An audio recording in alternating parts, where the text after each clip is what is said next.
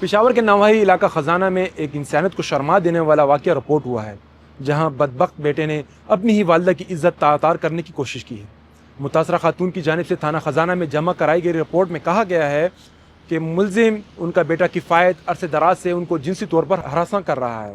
اس صورتحال کو دیکھتے ہوئے انہوں نے اپنے بیٹے کی شادی کرا دی تاکہ وہ راہ راست پر آ جائے، لیکن حالات جوں کے توں برقرار ہیں۔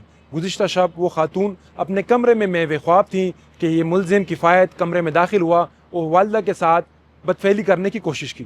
والدہ کی چیخ و پکار پر ملزم نے انہیں اسلحے کی نوک پر چپ کرانے کی کوشش کی اور ہراساں کرایا کہ اگر خاتون خاموش نہ ہوئی تو ان کی نازیبا ویڈیوز سوشل میڈیا پر وائرل کر دے گا۔